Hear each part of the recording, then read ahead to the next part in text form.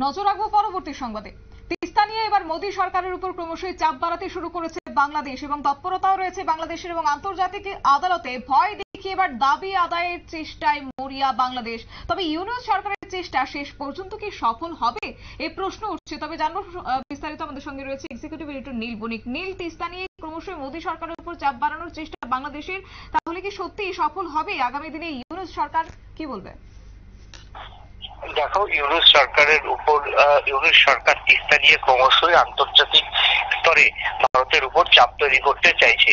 তিস্তা যে চুক্তি, জলবন্টন যে চুক্তি, সেই জলবন্টন চুক্তি হচ্ছে বহু আমলের। প্রধানমন্ত্রী, প্রাক্তন প্রধানমন্ত্রী তোমার হচ্ছে মনমোহন সিং এর আমলে এই তিস্তা চুক্তি হয়ে যাওয়ার কথা ছিল। মনমোহন সিং নিজে বাংলাদেশ সফরে গিয়ে তিনি তিস্তা চুক্তি নিয়ে বাংলাদেশের তৎকালীন প্রধানমন্ত্রী শেখ হাসিনার সঙ্গে কথা বলেছেন। ভারতে যে কবার শেখ হাসিনা এসছে প্রত্যেকবারই কিন্তু তিস্তা চুক্তি নিয়ে দফায় দফায় ভারতের সঙ্গে আলোচনা হয়েছে। তবে যেহেতু তিস্তা নদী একার কোন রাজ্যের সম্পত্তি নয়, তিস্তা নদী হচ্ছে তোমার হচ্ছে সিকিম এবং পশ্চিমবঙ্গ এবং এর সঙ্গে কেন্দ্রীয় সরকার, এই তিন সরকার কিন্তু এই তিস্তা চুক্তির সঙ্গে রয়েছে। মূলত তিস্তা চুক্তি আটকে যাওয়ায় এবার ভারতের উপর চাপ বাড়াতে চাইছে ইউনূস সরকার। তিস্তা চুক্তি নিয়ে তারা সরাসরি আন্তর্জাতিক আদালতের হুমকি দিয়েছে। তিস্তার যে ভাগ, সেই ভাগ তাদের জলের ভাগ দিতে হবে, না হলে আগামী দিনে তারা আন্তর্জাতিক আদালতে যাবে বলেও ইউনূস সরকার ভারতকে হুমকি দিয়েছে। দেখো, যখন প্রধানমন্ত্রী শেখ হাসিনা কিছুদিন আগেও এই ক্ষমতায় যে ফিরে তিনি কিন্তু ভারতে এসেছিলেন। ভারতে আসার পরে তিনি বিষয়টা নিয়ে মোদী সরকারের সঙ্গে কথা বলেছিলেন। কিন্তু প্রত্যেকটি রাজ্য, যেহেতু তিস্তা নদী এমন একটা নদী যেখানে গরমের সময় একটুও জল থাকে না, বিশেষ করে পশ্চিমবঙ্গের শিলিগুড়ি মহকুমায় তার মধ্যে অন্যতম। এবার তিস্তা নদী যদি বাংলাদেশকে জল দিতে হয়, তাহলে গরমের সময় পশ্চিমবঙ্গের অন্যান্য যে নদ নদীগুলি রয়েছে উত্তরবঙ্গের, সেই নদ নদীগুলোতে একটা প্রভাব পড়বে। সেই জায়গা থেকে তিস্তা নিয়ে যেভাবে বাংলাদেশ সরকার একটা ভারতকে ভয় দেখানোর চেষ্টা করছে, সেটা কিন্তু কোনো মুহূর্তে কাম্য নয়। তিস্তা চুক্তি বরঞ্চ আলাপ আলোচনার মাধ্যমেই কতটা জল পাওয়া যাবে সেই বিষয় নিয়ে আলাপ আলোচনা করার কথা ছিল। কিন্তু ইউনূস সরকার তো সম্পূর্ণ একটি ভারত বিরোধী সরকার। তো ভারত বিরোধী সরকার কিভাবে আলোচনা করবে সেটা তো হয় না, মানে একেবারে পাকিস্তানের কায়দায়। পাকিস্তান যেমন একদিকে সুযোগ পেলেই ভারতে যেমন ছায়াযুদ্ধ চালায়, ঠিক এবার তোমার ইউনূস সরকারও কিন্তু সুযোগ পেলেই মনে হচ্ছে একেবারে ছায়াযুদ্ধ চালাবে।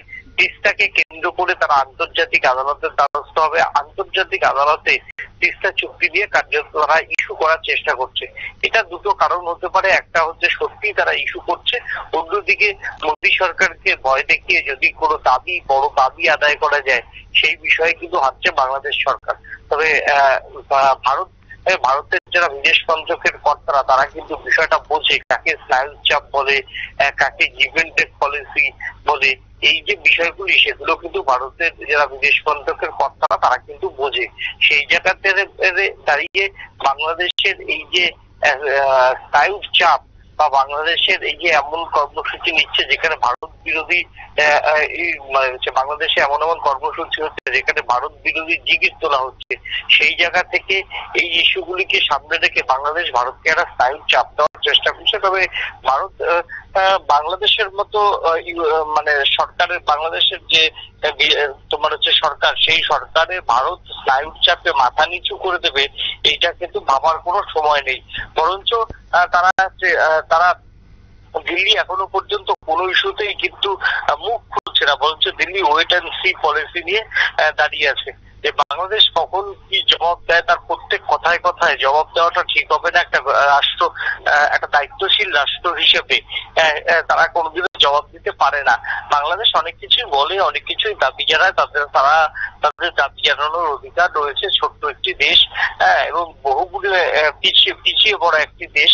সেই পিছিয়ে পড়া দেশটি যখন আন্তর্জাতিক আদালতের ভয় দেখাচ্ছে, তখন এর বিরুদ্ধে মোদী সরকার এবার কিভাবে বাংলাদেশকে আন্তর্জাতিক মঞ্চে তুলে আনবে তাই নিয়েই কিন্তু এখন বেশি চলছে, বিশ্লেষণ করছে রাজনৈতিক মহলের কর্মীরা। একদমই। তো সেই জায়গায় এই বর্তমান আবহে কার্যত একদিকে ভারত বিরোধী সুর বাংলাদেশে, অন্যদিকে এই ভারত এবং বাংলাদেশের দ্বিপাক্ষিক সম্পর্কে যে একটা টানাপোড়েন লেগেছে, সেটা আগামী দিনে বাংলাদেশের জন্য যে খুব একটা সুখকর হবে না, সেটা তো অবশ্য সময়ের অপেক্ষা।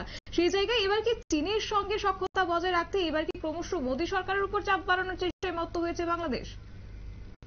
দেখো, বাংলাদেশের বেশ কয়েকটি পার্টি তারা কিন্তু ইতিমধ্যেই তিস্তা চুক্তির মধ্যে চীন আসুক এটা তারা চাইছে, এবং চীন এসে বিষয়টাতে হস্তক্ষেপ করুক সেটা চাইছে। দেখো, কাশ্মীরের মতো সেন্টিমেন্টাল ইস্যুতে ভারত সরকার কাউকে নাক গলাতে দেয়নি, বলেছে বারবার এটা আমার অভ্যন্তরীণ বিষয়।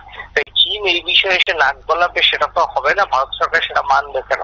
ভারত সরকার তাহলে সেই কাশ্মীরের মধ্যে বিবৃতি